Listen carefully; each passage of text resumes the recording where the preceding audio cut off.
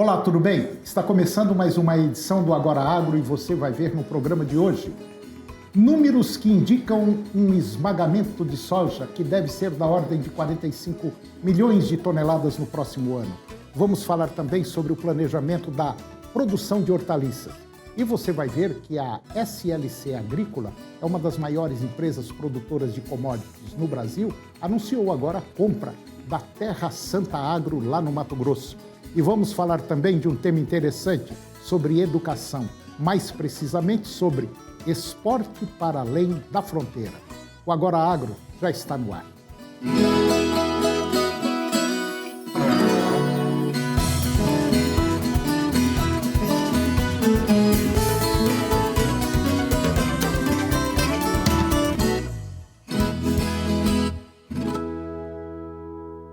A SLC Agrícola, uma das maiores empresas produtoras de commodities aqui no Brasil, anunciou agora que vai adquirir a Terra Santa Agro, uma empresa brasileira também produtora de commodities, com sede lá no Mato Grosso. A Terra Santa ela foi avaliada em 550 milhões de reais. Porém, a SLC vai pagar apenas 65 milhões em ações para os acionistas da empresa. O restante corresponde à assunção de dívidas. As empresas pretendem submeter a operação à aprovação do Conselho Administrativo de Defesa Econômica, o CAD, e, em paralelo, a realização da diligência e também a negociação dos documentos definitivos. Lá no Mato Grosso são aproximadamente 133 mil hectares em 7 unidades de produção em regiões estratégicas que cultivam algodão, soja e milho. A Terra Santa ela foi constituída em 2006 como resultado da incorporação de 3 empresas, Brasil Ecodiesel, Maeda Agroindustrial e a Vanguarda Participações. Já a SLC ela foi fundada em 1977 e faz parte do grupo norte-americano com o mesmo nome, com matriz em Porto Alegre, no Rio Grande do Sul. A SLC possui 16 unidades de produção estrategicamente localizadas em 6 estados brasileiros, que totalizam quase 450 mil hectares no ano safra 2019-2020, entre soja, milho e algodão. Hoje, 45% das terras plantadas pela SLC são próprias e o restante arrendadas. E agora eu vou conversar com Milena Araújo. A Milena ela é CEO da Inteligência Educacional e nós vamos falar, é claro, sobre educação, mais precisamente sobre esporte para além da fronteira. Tudo bem, Milena? Tudo bem. Mais uma vez, uma honra estar aqui, ter vocês falando sobre um assunto importante que é o esporte e educação. Verdade. Ouvindo as notícias de hoje, você observa o quanto o americano ele é competitivo. Uhum. E isso realmente é uma construção da educação que eles têm e eles aproveitam isso na área do esporte. Quando nós avaliamos a educação brasileira, ela tende a desvincular a educação do esporte. E isso é necessário que nós possamos trazer o esporte novamente para o âmbito educacional. Então, pensarmos na educação e esporte e aproveitar aquelas habilidades que o esporte tem, além de todo o benefício de saúde que se traz para os nossos jovens. Milena, você me fez lembrar o seguinte, você falando do esporte, falando da educação, é interessante observar quantas pessoas, vamos dizer assim, que nasceram basicamente sem condições nenhuma, que enveredaram pelo esporte e deram certo. E o resultado foi fantástico. Então, eu acho que o esporte é peça fundamental, não só para o desenvolvimento, para o sucesso da pessoa em si, mas se fosse uma prática realmente, vamos dizer assim, para valer no nosso país, nós poderíamos até ter uma geração muito diferente, né? Com certeza, com certeza. Mas a prática, ela precisa realmente estar vinculada à educação. Porque se nós formos pensar, quem vira profissional é 0,1% apenas. é dos jovens que conseguem ter uma profissão, ter uma remuneração. E aqueles que são estrelas, que é um Ronaldinho, um Minotauro, um Minotouro, aí o percentual ainda é menor. Então, quando nós falamos da educação, na educação e esporte, ele tem que vincular realmente as qualidades que o esporte pode proporcionar dentro do ambiente. Trabalho em equipe, por exemplo. Era o que eu ia falar agora. O esporte proporciona isso. Ele ensina a gente a trabalhar em equipe e a viver em equipe. E a viver em equipe. A tomada de decisão é uma coisa importante. Imagina se um esportista ele não tiver a tomada de decisão. E isso é um exemplo prático do que nós podemos trabalhar dentro da educação. Tem um estudo que foi feito há 20 anos atrás pela ONU no país, na Islândia. E a Islândia ela tinha os piores índices de violência e utilização de drogas e consumo de álcool entre os jovens. Depois de 20 anos, eles perguntaram por que o país ele tem os melhores índices da Europa.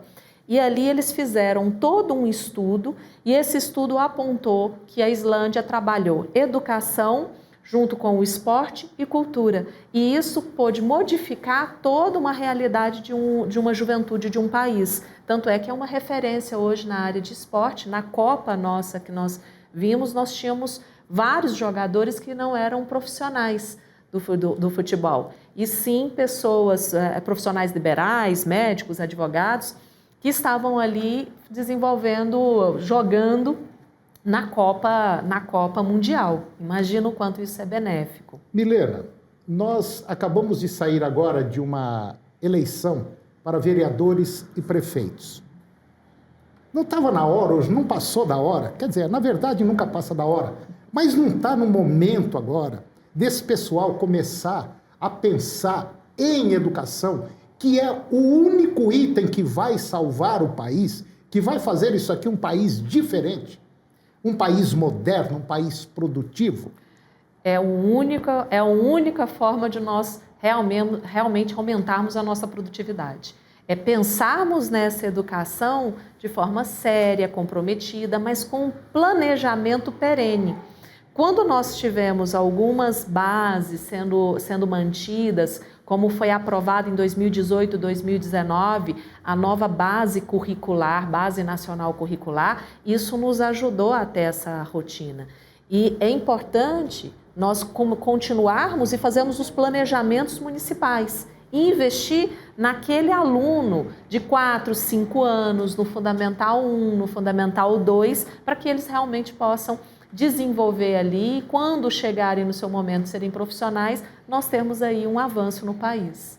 Bom, você que está nos acompanhando, está assistindo a gente, eu até pediria o seguinte, se você for um vereador, for um prefeito, vamos esquecer um pouco o partidarismo, isso aí não vai levar a coisa nenhuma, a não ser que seja para cooperar. Eu sou do partido A, você é do partido B, eu quero te dar ideias. E não simplesmente criar um muro entre a gente. E pode ter certeza absoluta, a educação é o único caminho que vai salvar o seu município, seu estado, seu país. Portanto, está aqui a Milena. A Milena é uma baita de uma profissional que pode, inclusive, te dar orientação em relação a essa área de educação. Liga para ela, bate um papo, conversa, e você vai ver que a educação é a forma mais barata de investimento e é a que apresenta os melhores resultados. Por isso que eu gosto tanto de estar aqui. Ter as suas palavras, assim, ouvindo e falando e defendendo a educação é muito importante. Mas é uma realidade, não é? É muito importante. É uma realidade. É uma realidade, ué. E eu espero que os políticos que estiverem assistindo, eu espero que os gestores, que os prefeitos, que os vereadores abracem realmente a educação, porque sim, é a nossa única forma de mudarmos o nosso país, de desenvolvermos a nossa nação. É isso aí. Milena, mais uma vez, obrigado pela sua presença. Excelente. E é claro que você vai voltar mais vezes aqui para a gente tratar desse tema que é muito interessante. Mais uma vez, minha querida, muito obrigado, ok? Muito obrigada a todos. Um grande abraço. E depois do intervalo, nós vamos falar sobre números que indicam que o esmagamento de soja deve ser da ordem de 45 milhões de toneladas agora no próximo ano. E vamos falar também sobre o planejamento de produção de hortaliças. É um minuto só, nós voltamos já.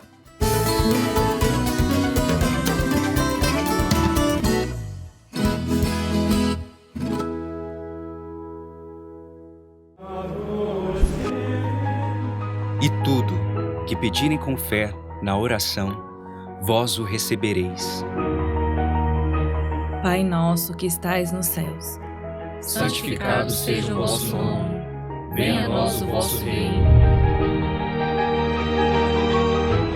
Ave Maria, cheia de graça, o Senhor é convosco. Creio em Deus Pai Todo-Poderoso, Criador do céu e da terra, e em Jesus Cristo, seu único Filho, nosso Senhor, que foi concebido pelo poder do Espírito Santo, nasceu da Virgem Maria. Creia no poder da oração. Creia no poder do Divino Pai Eterno.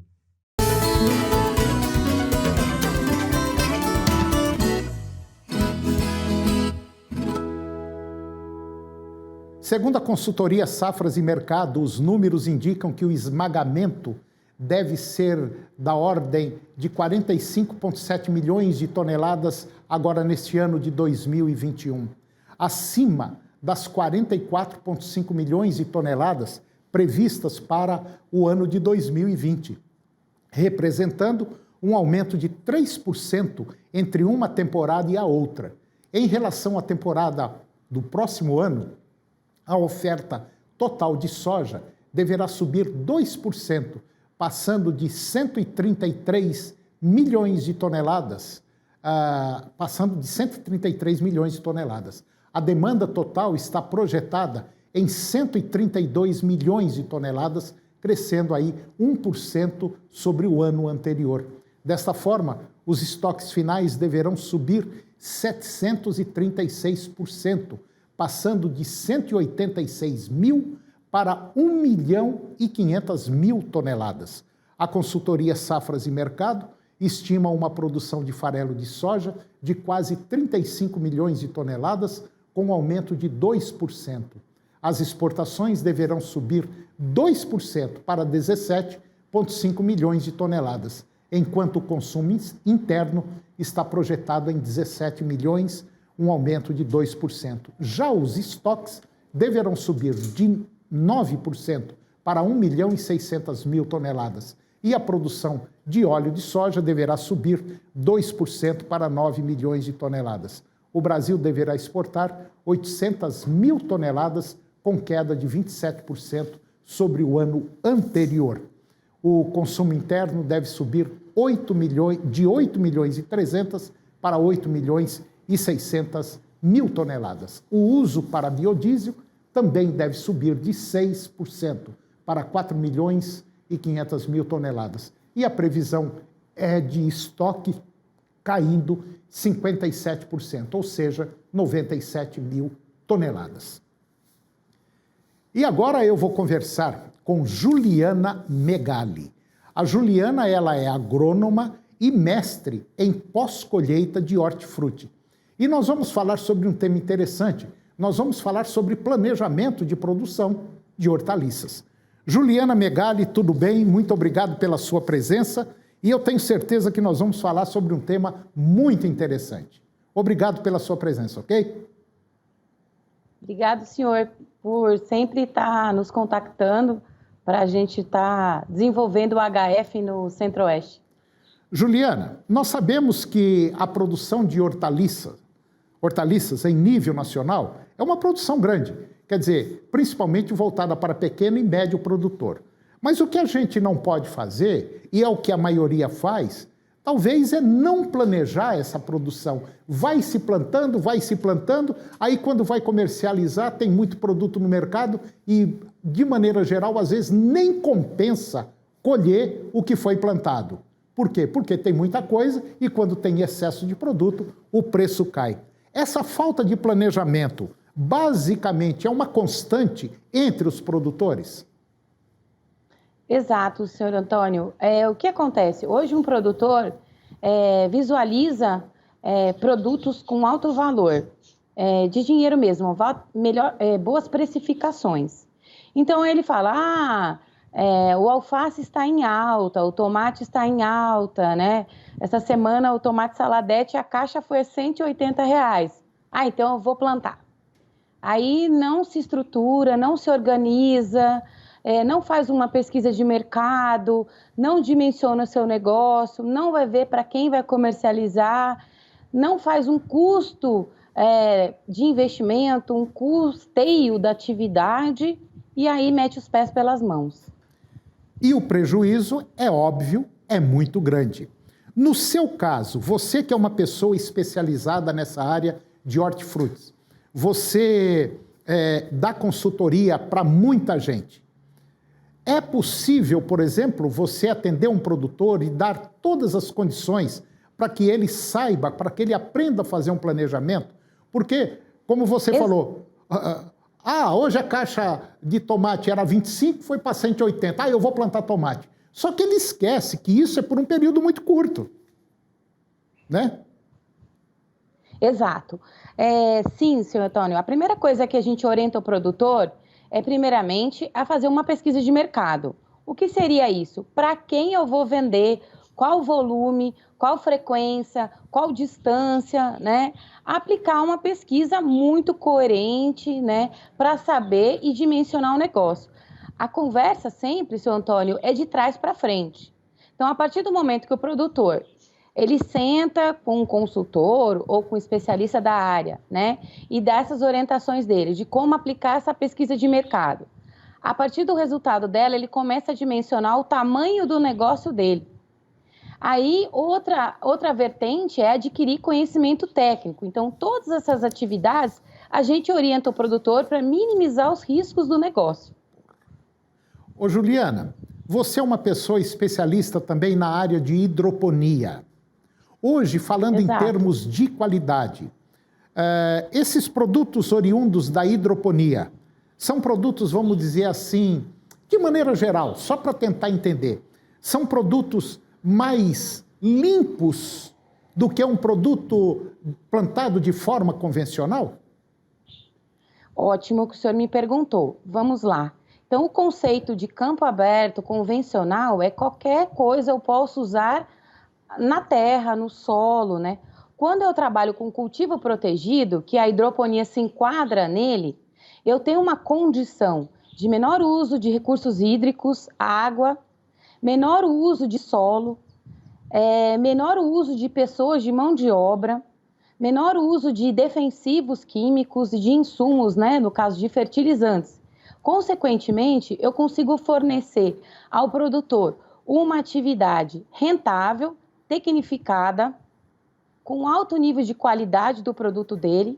Muitas pessoas confundem cultivo protegido, a hidroponia, com outras coisas que não tenham a relacionar a isso. Hoje nós estamos vivendo um momento que a segurança alimentar é importantíssima. E o cultivo protegido, a hidroponia, vai de encontro exato a essa necessidade. Para você ter uma ideia, esses dias eu estou atendendo um produtor que ele falou que a campo aberto ele faz 8 ciclos num hectare. Numa hidroponia eu consigo fornecer para ele 14, 16 ciclos. E isso é uma maravilha, né? Porque em menor período, em menor quantidade de tempo, de área, de mão de obra, tudo, né? A tecnologia, a tecnificação se paga. E aí a gente pode fornecer para várias redes, não só para o consumidor, redes hospitalares, né, a alimentação escolar, um alimento com segurança alimentar e baixo custo para o produtor, que é isso que a gente quer. Fora a condição de ambiência. Você está exposto a sol, chuva, vento, granizo e está exposto dentro de um cultivo protegido, onde eu tenho lá todos os controles de tudo, é muito mais viável para o produtor investir nisso do que ficar no achismo ainda, de não se planejar de um ano para o outro. O que você falou é um negócio muito interessante, no achismo. E queira ou não, o produtor tem que partir para a tecnificação, diminuir a área de cultivo e aumentar a sua produtividade. E, consequentemente, a sua produção. Bom, isso. Juliana, e uma outra coisa interessante para você que está nos acompanhando, a Juliana Megali junto com outros parceiros profissionais também, eles oferecem cursos sobre a produção de hortaliça. E você que está nos acompanhando, se quiser, tem aí a Juliana Megali, pode te dar todas as informações sobre cultivo protegido.